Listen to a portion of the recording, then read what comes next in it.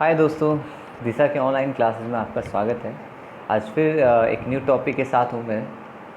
आज मैं पढ़ाने जा रहा हूँ chemical kinetics, one of the most important and vital part class 12th का। And before going to start I would like to lay stress on the important topics of chemical kinetics. कौन कौन से इंपॉर्टेंट टॉपिक्स है kinetics के। तो सबसे पहले हम केमिकल काइनेटिक्स में पढ़ते हैं रेट ऑफ रिएक्शंस के बारे में। फिर हम पढ़ते हैं factors affecting the rate, concentration and rate laws and order, reaction mechanism, molecularity, temperature and rate, pseudo unimolecular reaction, adsorption kinetic model and और भी अदर चीज़ है, लेकिन हम अकॉर्डिंग टू द सिलेबस पढ़ेंगे। तो सबसे पहला पॉइंट जो आता है केमिकल काइनेटिक्स में, जब भी हम केमिकल चेंज और फिजिकल चेंज की बात करते हैं, chemical what do you mean by chemical change, हमारे दिमाग में आती है what how can we explain chemical change. तो chemical change is a process in which new substance is formed. अगर when we burn carbon in the presence of oxygen we get CO2. CO2 is quite different from carbon and oxygen. तो chemical change जो होता है उसमें new substance का formation होता है, और जब केमिकल रिएक्शंस होता है तो उसके अलावा हम डिफरेंट एस्पेक्ट्स पढ़ते हैं, वेरियस एस्पेक्ट होते हैं केमिकल रिएक्शंस का। सबसे पहला जो एस्पेक्ट होता है thermodynamical aspect of the reaction. Thermodynamics tells about whether reaction will take place और नॉट, कि जो हम रिएक्शन करने जा रहे हैं वो रिएक्शन होगा या नहीं, सबसे इंपॉर्टेंट। तो thermodynamics tells about the feasibility of the reaction, whether reaction will take place और not. And the another important aspect होता है केमिकल रिएक्शन का, वो होता है काइनेटिक्स, कि भले हम कह दें कि वो केमिकल रिएक्शन पॉसिबल है, लेकिन इस पार्टिकुलर रिएक्शंस को होने के में कितना समय लगता है वो भी हमारे लिए बहुत मायने रखता है। तो kinetics tells about how fast और स्लो इज़ द रिएक्शन। तो on the basis of kinetics we can divide chemical reaction into 3 types. पहला आपका जो केमिकल रिएक्शन होता है वो होता है very slow reaction, very fast reaction और मॉडरेट फास्ट और स्लो रिएक्शन। जैसे हम वेरी फास्ट रिएक्शन की बात करते हैं तो वेरी फास्ट रिएक्शन क्या है एक्चुअली? वेरी फास्ट रिएक्शन का अर्थ होता है those chemical reaction which occurs with in short span of time. कुछ वैसे केमिकल रिएक्शन जो कि फ्रैक्शन ऑफ सेकेंड्स में होते हैं या within short span of time में होते हैं, तो उसको हम लोग कहते हैं very fast reaction. And these reactions are of no importance. इस ये सारे केमिकल रिएक्शन जो होते हैं बहुत इंपॉर्टेंट, बहुत मायने नहीं रखते, बिकॉज इनको हम विजुलाइज नहीं कर सकते हैं।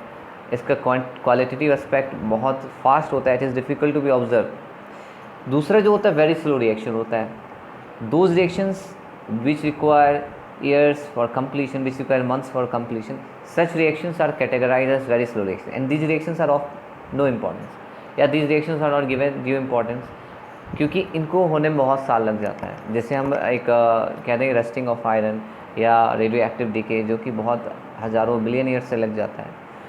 तो काइनेटिक्स में जो सबसे इंपॉर्टेंट पॉइंट हम लोग पढ़ते हैं वो होता है मॉडरेट फास्ट और moderate slow reaction. This reactions are neither too fast not too slow.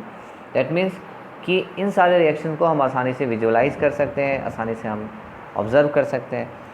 अगर हम वेरी स्लो रिएक्शन की बात करें तो कुछ जैसे हम कह सकते हैं कि graphite can be turn into diamond through natural process, feasible है। लेकिन क्या है कि अगर हम ग्रेफाइट को नेचुरल प्रोसेस के थ्रू कन्वर्ट करें, it required billions of years for completion.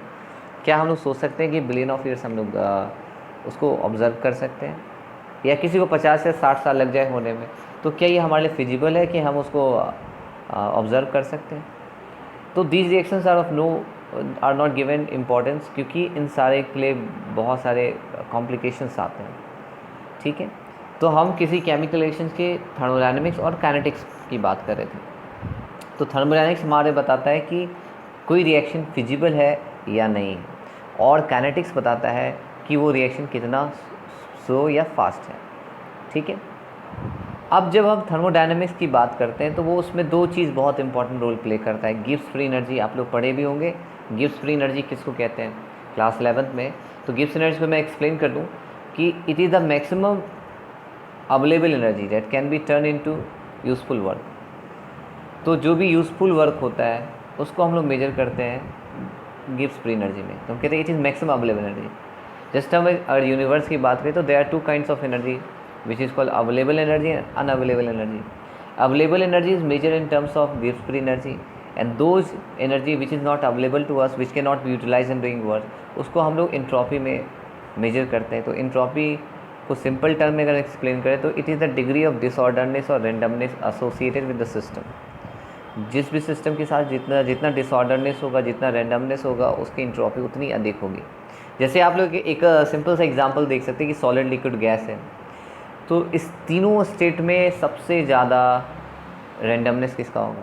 Undoubtedly हमारे दिमाग में क्या आएगा कि सॉलिड में तो बहुत स्ट्रॉन्ग इंटरमोलिकुलर फोर्स है, लिक्विड में तो वीक इंटरमोलिकुलर फोर्स है, गैस में नेग्लिजिबल इंटरमोलिकुलर फोर्स है। तो एक दिमाग में आ रहा है हमारे कि गैस का जो एंट्रोपी होगा वो सबसे ज़्यादा होगा। और when we turn gas into liquid और लिक्विड टर्न इनटू सॉलिड, तो उसकी एंट्रोपी डिक्रीज़ करेगी। That means if we convert a solid into liquid, its entropy will increase. On the other hand, reverse is not true. ठीक है, ये हमारा दूसरा point जो इम्पॉर्टेंट है वो होता है रेट ऑफ रिएक्शन। अब हम रेट ऑफ रिएक्शन की बात करें तो रेट क्या है, प्रश्न उठ सकता है। रेट ऑफ रिएक्शन, तो जब भी कोई केमिकल रिएक्शन होता है तो हम जानेंगे कि दो पार्ट बहुत इंपॉर्टेंट होता है, रिएक्टेंट और प्रोडक्ट। सिंपल सा टर्म है, रिएक्टेंट किसको कहते हैं कि those chemical species which takes part in the reaction are known as reactant, and reactant is written on the left hand side of the arrow, while product क्या होता है कि these are the chemical species which are formed after the completion of reaction. तो rate में क्या कहने को अगर सिंपल टर्म से कहें तो जैसे रिएक्शन आगे बढ़ता है, रिएक्टेंट का जो मास है वो डिक्रीज़ करेगा और प्रोडक्ट का मास इंक्रीज़ करेगा। अब ये किस रेट से हो रहा है? रेट यहाँ पे कहने का अर्थ हो रहा है कि अगर रिएक्टेंट तेज़ी से कन्वर्ट हो रहा है तो फास्ट रिएक्शन हो गया, बहुत धीरे धीरे रिएक्टेंट प्रोडक्ट में कन्वर्ट हो रहा है, स्लो रिएक्शन हो गया। और अगर it is neither too fast not too slow तो इसको मॉडरेट फास्ट कहते हैं। तो रेट ऑफ रिएक्शन को सिंपली हम डिफाइन कर सकते हैं, it is defined as change in the concentration of any of the reactant और प्रोडक्ट पर यूनिट टाइम। जैसे प्रोग्रेस होगा तो रिएक्टेंट, जैसे हम यहाँ पे देख सकते हैं कि दो हमारे पास एक रिएक्टेंट ए है, रिएक्टेंट बी, एक हाइपोथेटिकल रिएक्शन मान लेते हैं। तो concentration of reactant A is decreasing with time and concentration of product of B increases with the time. उसको हम डायग्रामेटिकली दिखा सकते हैं, यहाँ पे देख सकते हैं कि धीरे धीरे जो पर्पल कलर है वो फेड हो रहा है और वो पर्पल कलर कन्वर्ट हो रहा है ग्रीन कलर में। तो जिस रेट से पर्पल कलर कन्वर्ट हो जाएगा ग्रीन में, वो उसका रेट ऑफ रिएक्शन कहलाएगा। और ये ग्राफ यहाँ पे देख सकते हैं, we can see the graph, यहाँ पे ग्राफ है, ग्राफ देख सकते हैं यहाँ पे कि जो एरो हमारा पर्पल है वो नीचे की तरफ जा रहा है, ग्रीन जो है ऊपर की तरफ जा रहा है। इस तरीके से हम लोग ये समझ सकते हैं। ठीक है, तो ये हुए काइनेटिक्स। अब आता है कि रेट को हम ए के रिस्पेक्ट में कैसे एक्सप्लेन करेंगे और बी के रिस्पेक्ट में कैसे एक्सप्लेन करेंगे। तो rate with respect to A क्या होगा? रेट होगा change in the concentration of A, और उसको लिख सकते हैं हम लोग del A by del T. Del A यहाँ पे इसमें एक चीज़ हम लोग ध्यान देंगे कि minus del A by del T है। तो minus del A by D T का अर्थ ये हुआ कि ए का कंसंट्रेशन जो हो रहा है, negative sign implies that concentration of A is decreasing with the passage of time. As the reaction progresses, reactant will decrease. ये एक सिंपल सा टर्म है। तो यहाँ पे नेगेटिव साइन implies कर रहा है कि concentration of reactant decreases with the passage of time. और हम लोग जानते हैं कि rate of reaction is always a positive quantity. तो अगर हम सीधे डेल ए लिखे तो वो नेगेटिव साइन होगा। तो in order to make the entire expression positive, we'll have to multiply it by -1 and therefore we get rate equal to minus del a by del t. जब वही rate with respect to B लिखते हैं तो हम लिखते हैं plus del B by del T. तो rate को हम ए के टर्म में लिखेंगे तो वहाँ पे माइनस से साइन देना ज़रूरी है। माइनस साइन ये इम्प्लाइज करता है कि ए का कंसंट्रेशन टाइम के रिस्पेक्ट में डिक्रीज़ कर रहा है। The negative sign implies that concentration of A decreases with the passage of time, while the positive sign implies that concentration of product increases with respect to time. ये आप लोग को समझ में आ गया होगा कि रेट क्या है। रेट हुआ change in the concentration of any of the reactant और प्रोडक्ट पर यूनिट टाइम। जबकि हम रेट को रिएक्टेंट के टर्म में लिखेंगे तो उसमें नेगेटिव साइन देंगे, प्रोडक्ट के टर्म में लिखेंगे तो पॉजिटिव साइन देंगे। ठीक है, अब हम एक कॉम्प्लेक्स रिएक्शन ले लें। कॉम्प्लेक्स रिएक्शन कहने का अर्थ हुआ कि those chemical reactions which involve more than one reactant. अगर हमको उसमें रेट ऑफ रिएक्शन को लिखना है, तो जैसे कि एक एग्जांपल यहाँ पे हम देख सकते हैं कि एक AA plus BB plus CC है। यहाँ पे स्मॉल a जो है वो स्टैचोमेट्रिक कोफिशिएंट है। स्टैचोमेट्रिक कोफिशिएंट किसको कहते हैं? ये न्यूमरल्स होता है जो कि किसी भी केमिकल इक्वेशन में रिएक्टेंट या प्रोडक्ट के पहले लिखा रहता है। जस्ट हम एक एग्जांपल दे दें कि हम लिख दें N2 प्लस 3H2 2NH3, तो यहाँ पे N2 के पहले 1 है, फिर H2 के पहले 3 है, और NH3 जो बन रहा है उसके पहले 2 लगा रहे हैं, तो 1 3 2 are the stoichiometric coefficient of N2 H2 and NH3 respectively. तो न्यूमरल्स जो भी यूज़ करते हैं हम लोग वो स्टैचोमेट्रिक कोफिशिएंट कहलाता है। तो in order to write rate of reaction हम लोग क्या करते हैं, स्टैचोमेट्रिक कोफिशिएंट से डिवाइड कर देते हैं। तो हम लिखेंगे, अगर यहाँ पे A है के पहले स्मॉल a लिखा हुआ, B के पहले स्मॉल b लिखा हुआ, C के पहले स्मॉल c लिखा हुआ, तो जब रेट ऑफ रिएक्शन को लिखेंगे तो -1/a del a by del T लिखेंगे, B के पहले -1/b del b by del T लिखेंगे, और ये कॉमन सारे चीज़ में होगा। अब यूनिट ऑफ रेट क्या होता है? यूनिट ऑफ रेट होता है मोल पर लीटर पर second for gases reaction.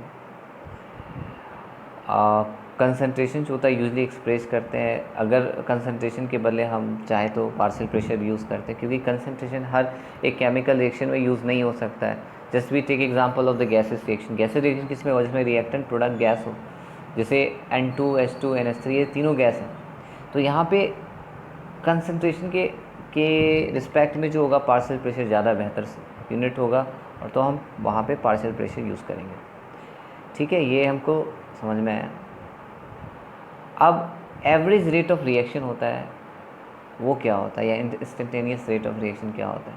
Instantaneous यहाँ पे यूज़ करें तो यहाँ पे वो देखना है कि पर्टिकुलर इंस्टेंट ऑफ टाइम में, रेट ऑफ रिएक्शन क्या है। इंस्टेंट ऑफ टाइम, यहाँ पे time is infinite symbol small होता है।